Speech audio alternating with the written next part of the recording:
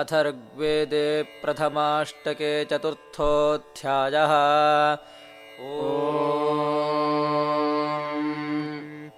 अयं वां मधुमत्तमः सुतः सोमर्ता वृथा तमश्विना पिबतन्तिरो अन्ध्यम् धत्तम् रत्नानि दाशुषे त्रिबन्धुरेण त्रिवृता सुपेशसारथेनायातमश्विना कण्वासो वां ब्रह्म कृण्वन्त्यध्वरे तेषाम् सुशृणुतम् हवम् अश्विना मधुमत्तमम् पातम् सोममृता वृथा अथाद्यदस्रावसु बिभ्रतारथेदाश्वाम् समुपगच्छतम् त्रिषधस्थे बर्हिषि विश्ववेदसा मध्वा यज्ञम् मिमिक्षतम् कण्वासो वां सुतसोमा अभिद्यवो युवाम् हवन्ते अश्विना याभिः कण्वमभिष्टिभिः प्रावतम् युवमश्विना ताभिश्वा अस्मान् अवतम् शुभस्पति पातम् सोममृता वृथा सुदासेदस्रावसु बिभ्रतारथे पृक्षो वहतमश्विना रयिम् समुद्रादृतवादिवस्पर्यस्मे दत्तम् पुरुस्पृहम् यन्नासत्यापरावति यद्वास्थो अधितुर्वशे अतो रथेन सुहृदा न आगतम् साकम् सूर्यस्य रश्मिभिः अर्वाञ्चावाम् सप्तयोध्वरश्रियो वहन्तु सवनेदुपा विषम् पृञ्चन्ता सुकृते सुदानवा बर्हिः सीदतन्नरा तेन नासत्यागतम् रथेन सूर्यत्वचा येन शश्वदोहथुर्दाशुषे वसुमध्वः सोमस्य पीतये उक्थेभिरर्वागवसे पुरोवसु अर्कैश्च निह्वयामहे शश्वत्कण्वानाम्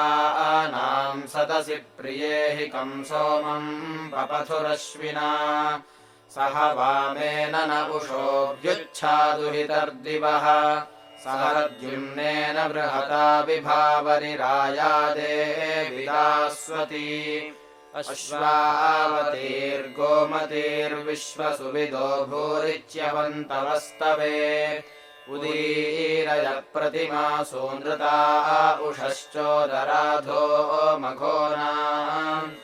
उवासोषा उच्छाच्चनु देवी जीरारथानाम्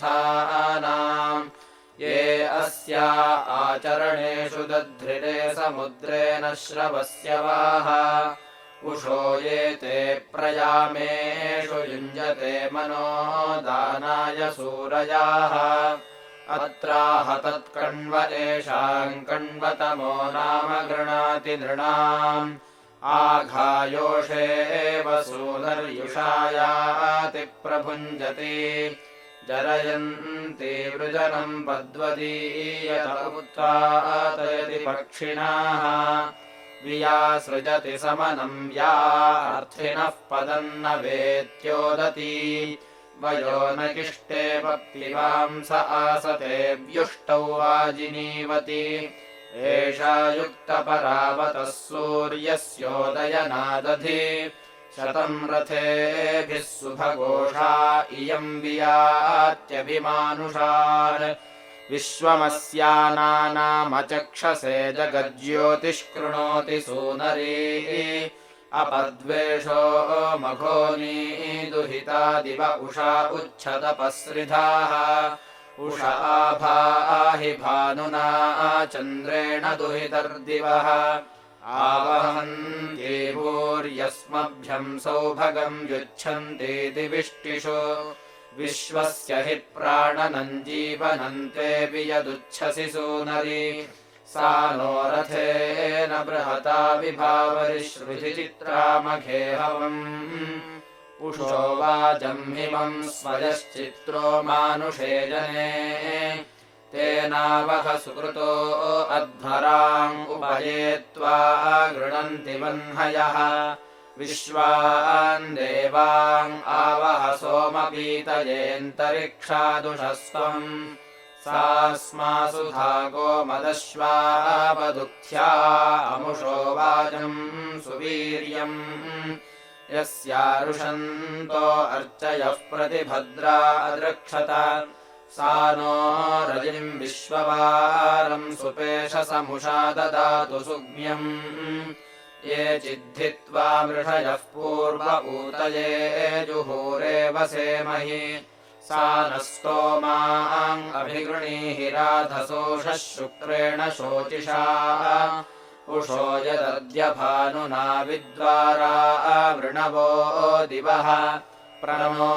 यच्छतादवृकम् पृथुच्छर्दिः प्रदेवि गोमतीरिषाः सन्नो राया बृहता विश्वपेशसामिमिक्ष्वासमिळाभिरा संयुम्नेन विश्वतुरोषो महि संवाजैर्वाजिनीवति उषो भद्रेभिरागहि दिवश्चिद्रोचनादधि वहन्त्वरुणप्सव उपत्वा सोमिनो गृहम् सुपेशसं सुखम् रथय्यमध्यस्था उषस्त्वम्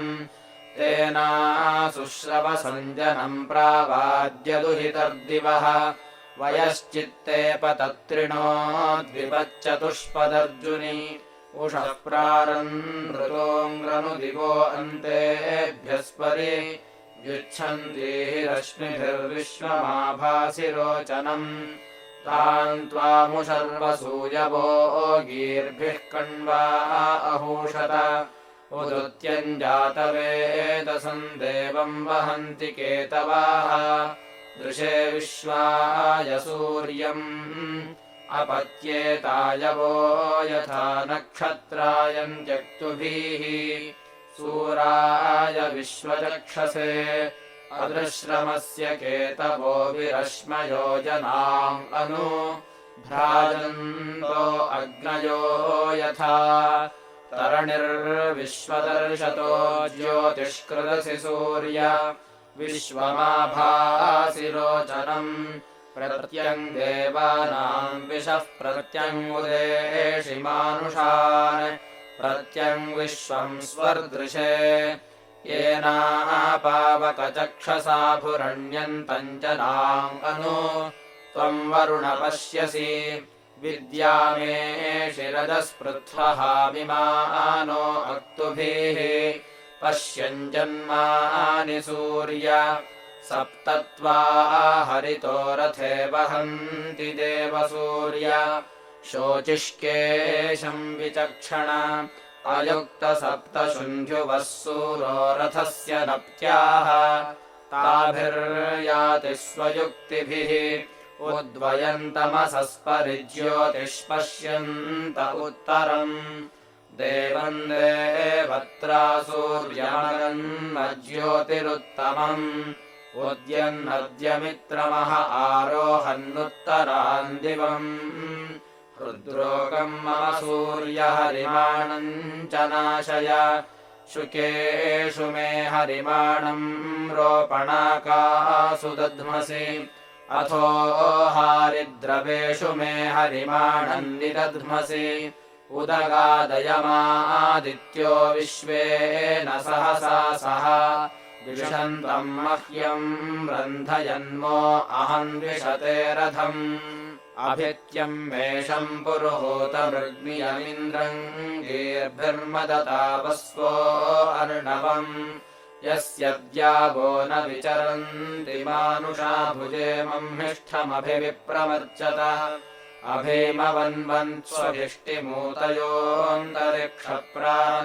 अभीमवन्वन्स्वभिष्टिमूतयोऽन्तरिक्षप्रान्तविषेभिरावृतम्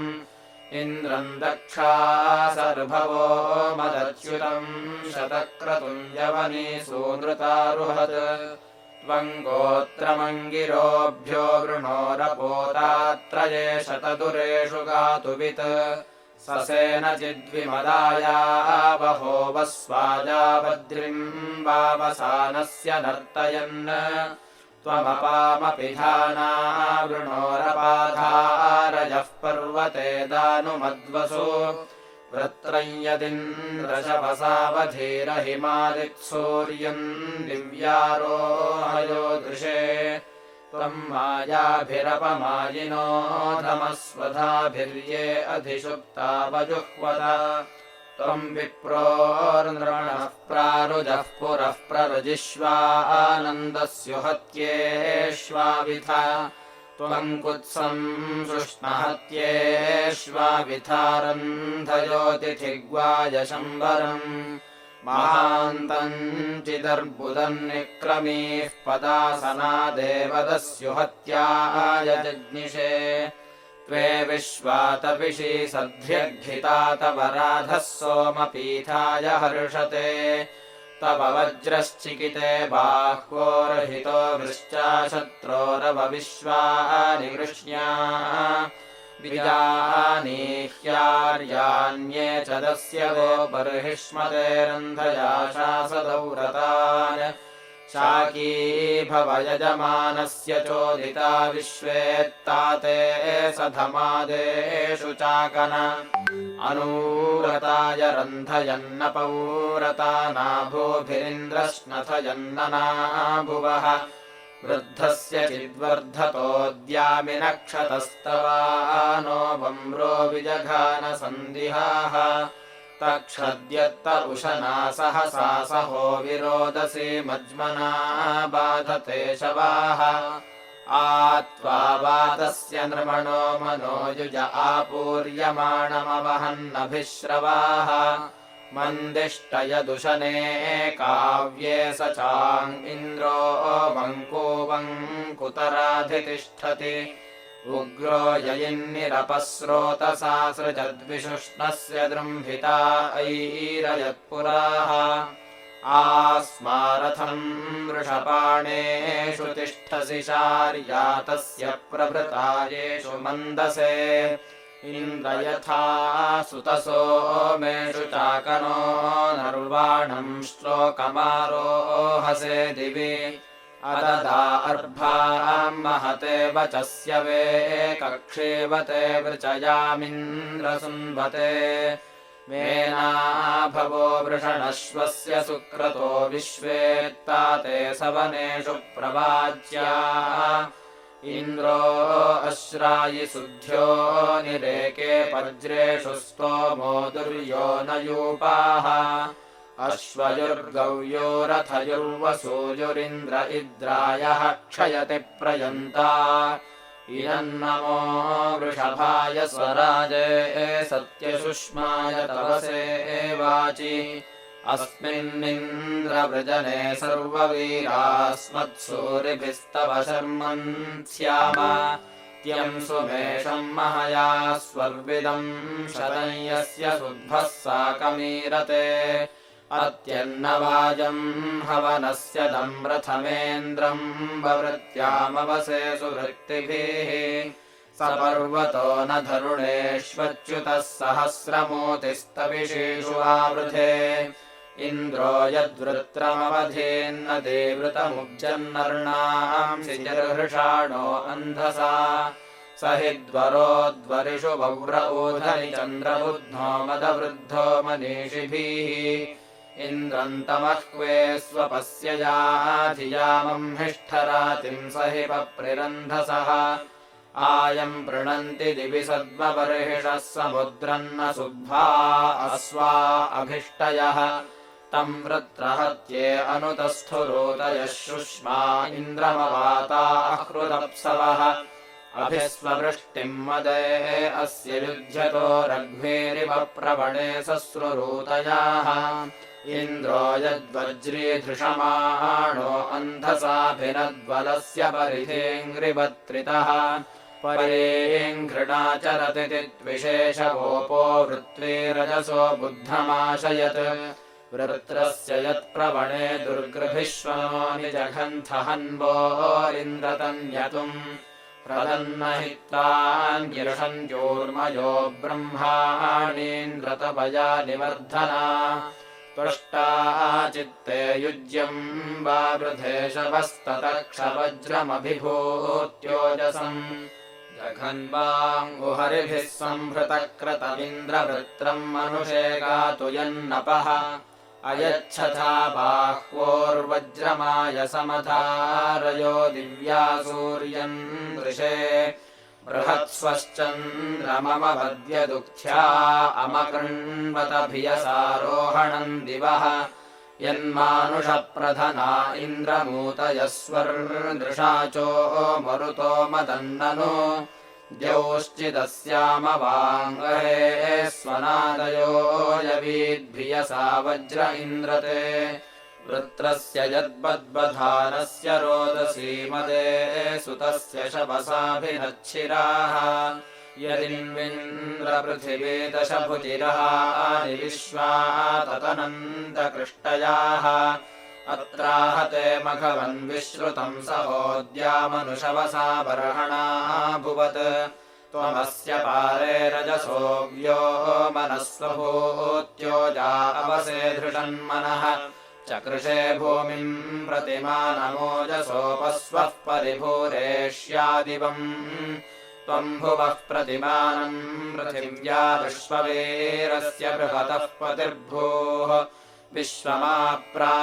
अन्तरिक्षम् महित्वा सत्यमद्धानकिरण्यस्वावान् न यस्यद्या वा पृथिवी अनुव्यचो न सिन्धवो रजसो अन्तमानशुः नोतस्ववृष्टिम् मदे अस्य युध्यत एको अन्यच्च कृषे विश्वमानुषक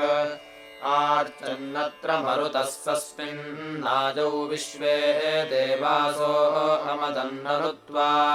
वृत्रस्य यद्भृष्टिमता वधेन त्वमिन्द्रप्रत्यानम् जघन्था न्यूषुवाचम् प्रमहे भरामहे गिर इन्द्राय सदने विवस्वतः नोचिद्धिरत्नम् ससतामिवाभिदन्न दुष्टुतिर्द्रविणोदेषु शस्यते दुरो अश्वस्य दुर इन्द्रगोरसि दुरो यवस्य वसुन इनस्पतिः शिक्षा नरः प्रदिवो अकामकर्शनः सखा सखिभ्यस्तमिदम् गृणीमसि शचीव इन्द्रपुरुकृद्युमत्तमतवेदिदमभितश्चेकिते वसु अतः सङ्गृभ्याभिभूत आभरमात्वा यतो जरितुः काममूनयीः एभिर्द्युभिः सुमना एभिरिन्दुभिर्निरुन्धानो अमतिङ्गोभिरश्विना इन्द्रेण दस्युन्दरयन्त इन्दुभिर्युतद्वेषसः समिषारभेमहि समिन्द्रराजा समिषारभेमहि संवाजेभिः पुरुश्चन्द्रैरभिद्युभिः सन्देव्या प्रमत्या वीरशुष्मयागो अग्रयाश्वावत्यारभेमहि ते त्वामदा अमदन्ता निरुष्ण्याते सोमासो वृत्रहत्येषु सत्पते यत्कारवे दशवृत्राण्यप्रतिबर्हिष्मते निसहस्राणि बर्हयाः युधायुधमुपघेदेषि धृष्णुया पुरा पुरम् समिदम् हंस्योजसा नम्या यदिन्द्रसख्या परावति निबर्हयो नमुचिन्नाममायिनम्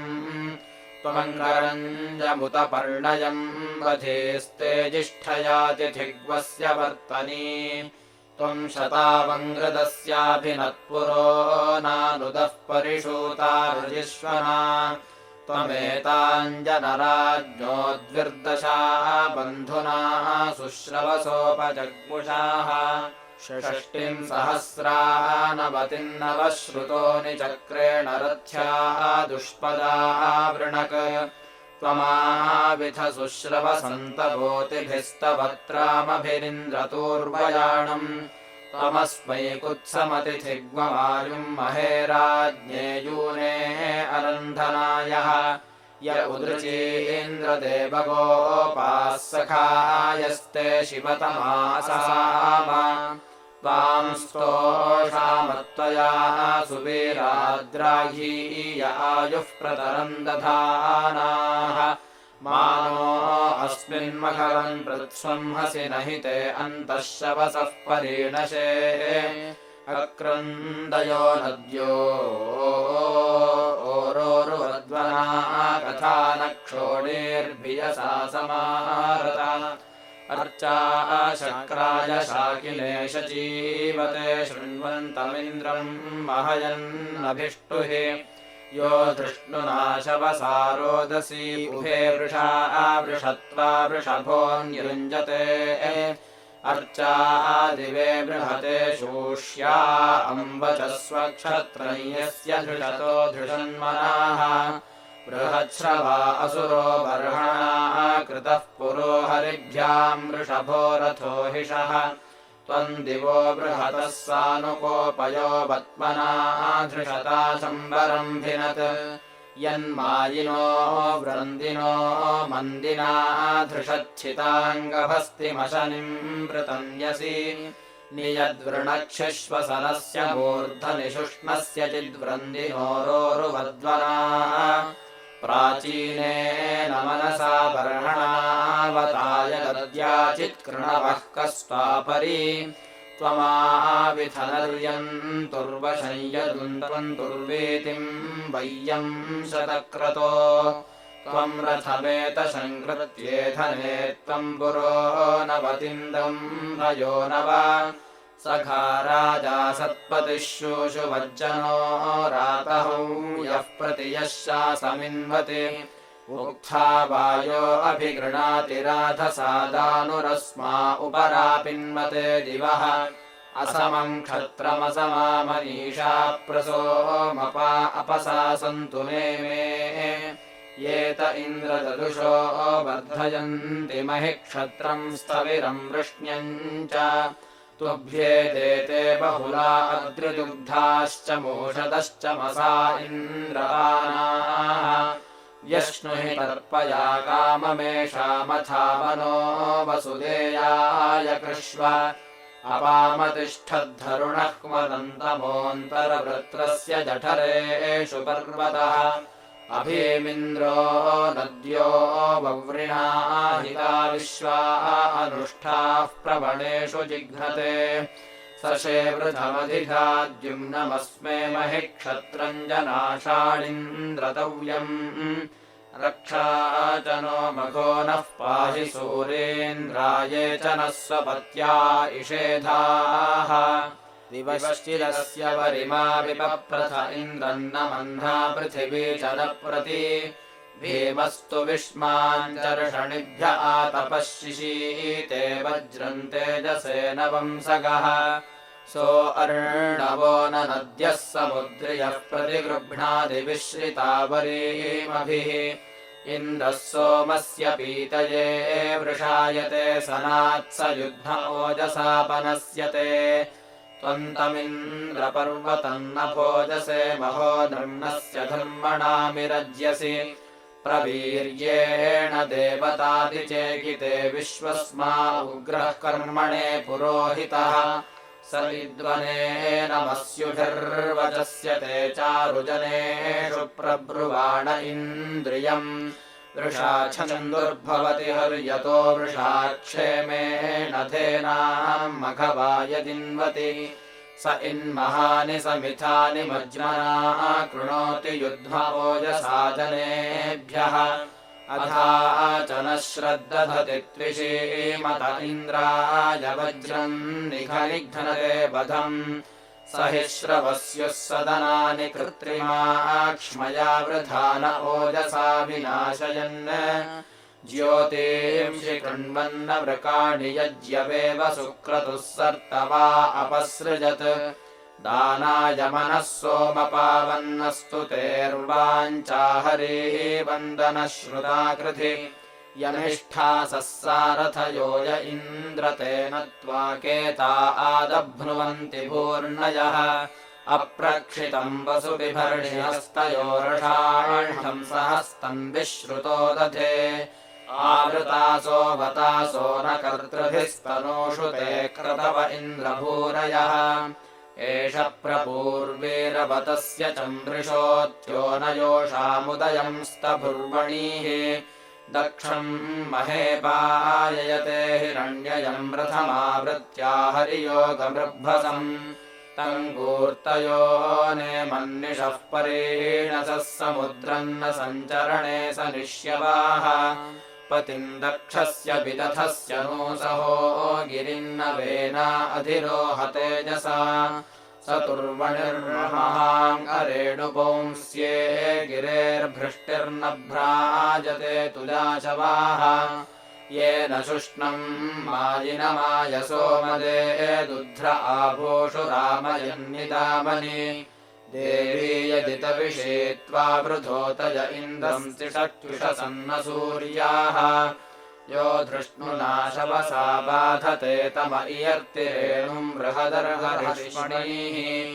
वियत्तिरोधरुणमच्युतम् रजोतिष्ठिपो दिव आतासु बर्हणाः स्वर्मीढेयन्मद इन्द्रहर्ष्याहन् वृत्रन्निरपामौब्जो अर्णवम् त्वम् दिवो धरुणम् धिष ओजसा पृथिव्या इन्द्रसदनेषु माहिनः त्वम् सुतस्य मदे अरिणा अपो विवृत्रस्य समयाः पाश्यारुजः प्रमंहिष्ठाय बृहते बृहद्रये सत्यशुष्माय तपसे मतिम्भरे अपामिव प्रवणे यस्य दुर्धरम् राधो विश्वायुषवसे अपावृतम् अथ ते विश्वमनुहासदिष्टय आपो निम्ने वसवनाह विश्वतः यत्पर्वतेन समशीतहर्यत इन्द्रस्य वज्रश्नथिता हिरण्ययाः अस्मै भीमाय नमसा समध्वर उषो न शुभ्र आभरापनीयसे यस्य धामश्रवसे नामेन्द्रियम् ज्योतिरकारि हरितो नायसे इमेत इन्द्रते वयम् पुरुष्टुतये त्वारभ्यचरामसि प्रभूवसो न हि त्वदन्यो गिर्वणो गिरः सखत्क्षोणीरिव प्रतिनो हर्यतद्वचाः भूरित इन्द्रवीर्या अन्तवस्मस्यस्य स्तोतुर्मघवन् काममावृण अनुतेद्योर्बृहति वीर्यम् मम इयम् च ते पृथिवीनेम ओजसे त्वन्तमिन्द्रपर्वतम् महामुरुम् वज्रेण वज्रिन्पर्वशश्च कर्तिथ अवासृजो निवृताः सत्तवा अपः सत्रा विश्वम् दधिषे केवलम् सहाः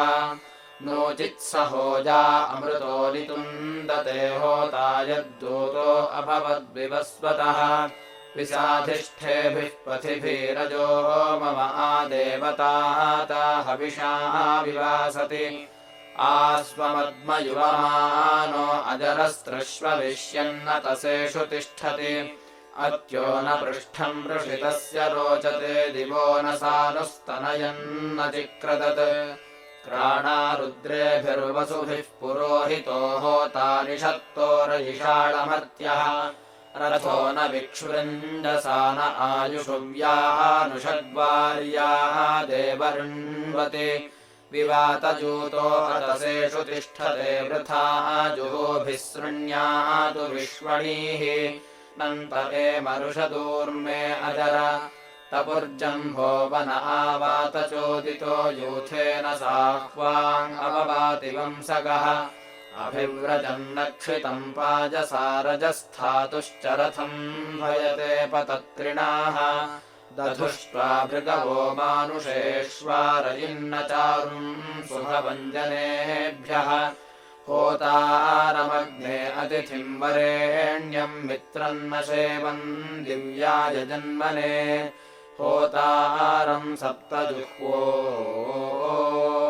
यजिष्ठय्यम् वाघतो वृणते अध्वरेषु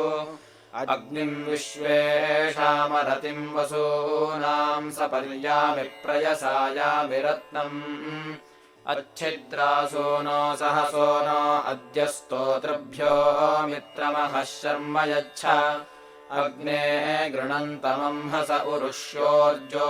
नपात्पूर्भिरायसीभिः भवावरोधम् गृणते विभावो भवामघवन्मघवद्भ्यः शर्म उरुष्याग्ने अंहसो गृणन्तम् प्रातर्मक्षोधिया वसुर्जगम्यात् वया यदग्ने अग्नयस्ते अन्ये त्वे विश्वे अमृतामादयन्ते वैश्वानरनाभिरशिक्षितीनाम् स्थूणे भजनामुपविद्ययन्थ मूर्धादिवो नाभिरग्निः पृथिव्या अथा भवदरतिरोदस्योः तन्ता देवासो जनयन्त देवम् वैश्वानरज्योतिरार्याय आसूर्येण रश्मयो ध्रुवासो वैश्वानरे दधिरेऽग्नावसूनि या पर्वतेष्वोषधीष्वप्सु या मानुषेष्वसि तस्य राजा बृहती इव सूनवे रोदसी गिरो होता मनुष्यो न दक्षाः स्वर्वते सत्यशुष्माय पूर्वेर्वैश्वानराय नृतमाय जह्वीः दिवश्चित्ते बृहतो जातवेदो वैश्वानरप्ररिचे महित्तम् राजा कृष्टीनामसि मानुषीणाम् युधा देवेभ्यो वरिवश्चकर्थ प्रणो महे त्वम् वृषभस्य वोचयम् पूरवो वृत्रहणम् सजन्ते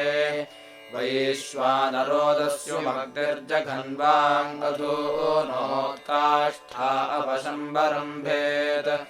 वैश्वानरो महिम्ना विश्वकृष्टिर्भरद्वाजेषु यजतो विभावा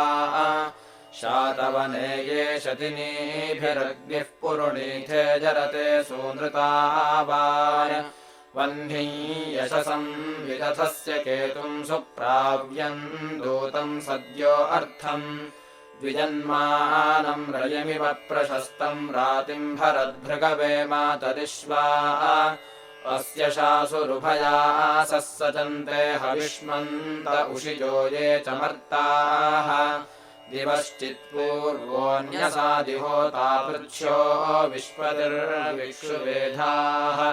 तन्नव्यसे हृद आदायमानमस्मत्सु कीर्तिर्मधुजिह्वमस्याः यमृत्युयो वृजने मानुषासः प्रयस्वन्त आयवोजीजनन्त उषिक्पावकोपसुर्मानुषेषु वरेण्यो होताधाय भिक्षो दमो नागृहपतिर्दम अग्निर्भुभद्रयिपतीरयीणाम् तन्वा भजम् पतिमग्नेरयीणाम् प्रशंसामो मतिभिर्गोतमासः